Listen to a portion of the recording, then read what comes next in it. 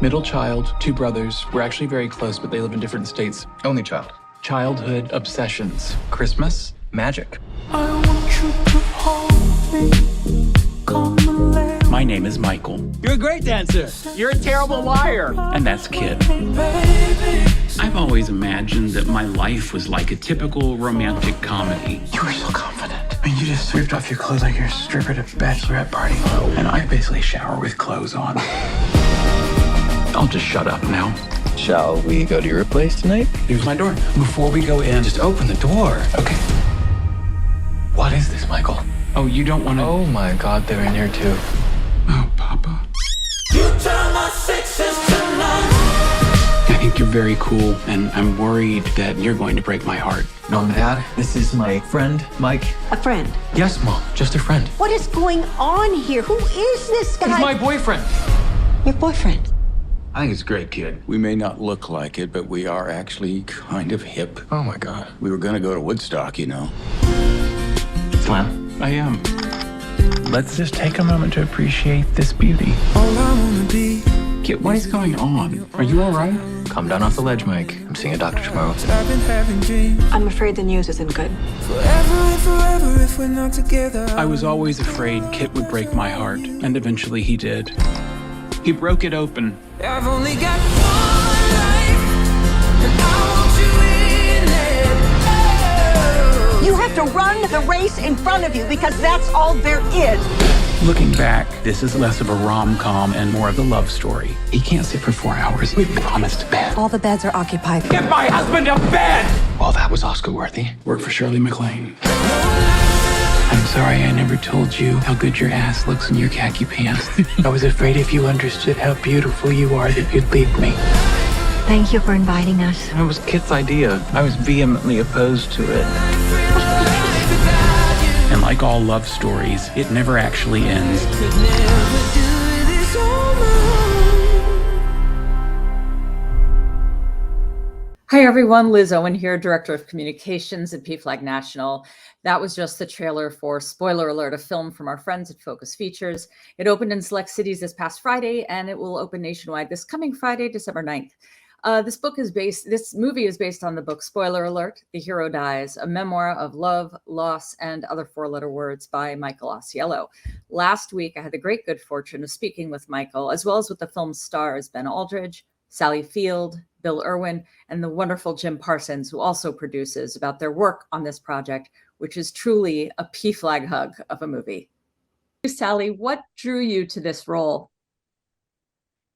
Well, initially, it was because I got a call from two of the people I have the most regard for and affection for in the industry. Michael Showalter, who I was lucky enough to do a film with before called Hello, My Name is Doris, and David Marshall Grant, who was the writer showrunner of Brothers and Sisters, a series I did for 5 years. So when the two of them called me together and said they had a project they were doing together and they would love for me to be a part of it, I just said, absolutely, I'm there, I'll do it. And then they said, well, read it first, will you? And I did. And of course, I loved the story in being that it's about how hard it is to love somebody, about loving somebody, whether it's a long-term marriage, loving each other, loving your child, or these people who fall in love with each other and then battle through understanding what that's about and are challenged ultimately with the big challenge, which is Jim Parsons' character and Ben Aldridge. So I loved being a part of this tale. Sally and I are proud parents of proud young gay men, and so, yeah, I thought of my son constantly while telling this story.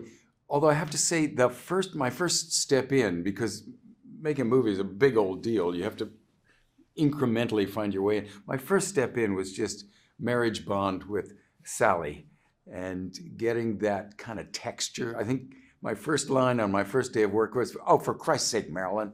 So we were right away looking at that kind of texture. One of the things I loved about this story is how real, authentic the relationship is portrayed, that the coming out part was not really the focus. We'd love to know what that kind of authenticity and storytelling, especially on screen, means to you. Well, when I set out to do the movie, when I agreed to do the movie, it's like, to me, it all was about the authenticity. It was all about staying as true to real life as possible. And sometimes that meant leaning into the imperfect, flawed aspects of, the people at the center of the story, myself included. And I think that's what makes the story relatable. And it's one of the things that was important to me. It's like, I don't want these people to be sugar-coated. I don't want the relationship to be sugar-coated. Life is messy, love is messy, people are messy. Let's lean into the messiness. As an out actor, what does telling this kind of story mean for you personally? It has ended up meaning for me that it's one of the most personal and vital experiences I've had, I think, in front of the camera. I was obviously telling somebody else's real life story, but I'm not sure that any role I've ever played has asked me to bring so much of my own life one way or the other in this process. And that was a really great experience that I had not gone through to this degree before. Ben, I would love to know what this kind of film and the visibility of queer characters in this film might have meant to you before you came out. It would have meant a lot, I think, to watch this, in that I can't think that I have consumed that many pieces that have centered on the relationship and the love of two queer people above their suffering or above discrimination or shame. And this really is just the celebration of their love and the journey that then goes on, which is of course complex and I hopefully realized in our film. I don't think I'd seen have seen a lot of that, and I'm sure, watching something like that. I mean, I love all queer stories. I want to engage with all of them, and so I totally would have been excited to watch this. What do you hope audiences watching this movie are going to take away from it? I just hope they go watch the movie and they can take away whatever they like, as long as they're not going to arrested for it, it's just they just to go and see it. It's about some things people need to remember are important in the world right now, like generosity and kindness and love and inclusion and compassion. I think we've all forgotten they exist. Absolutely true. Bill? I hope people will watch the movie and feel during or at the end, I'm so glad I came to see this. I can't wait to tell so-and-so. And that's not just marketing talk. I have relatives in different parts of our nation who think and vote differently than I do, but I really can't wait till they see this movie. Will they go see this movie? I really hope so, Sally. Okay, I me really too. hope so. Me too.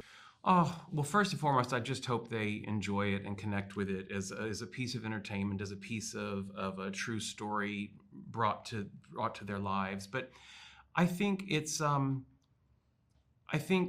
Michael did so well in his novel that it's based on, and I'm hoping we've delivered here, is a real full world look at a gay relationship in a relatable way, because it's about what it is to just be a human in a relationship and to go through these ups and downs, and to even the way the extended family and the friends fit into that web of love, as it were, and community. It's a really full world in a way that I don't feel like I've never been able to be a part of a gay love story in that way. Thank you, Ben. Can I get the same question to you? Could you repeat the question? I get lost in Jim's answers. I'm listening intently. Absolutely, same. I think I hope that anyone, even beyond LGBTQ and their families, would to relish the time that we have here. I really think it's a film that encourages you to kind of cherish and relish that, and that would be my biggest takeaway. I think. I want them to be entertained. And I want them to be moved, in a perfect world. Beyond that, I don't never like to sort of project my own messaging or expectations on anyone else's movie-going experience. I don't want to put those ideas into their head. I want them to take away whatever they take away from it. But, generally speaking, if they're entertained, if they're moved, then we've done our job.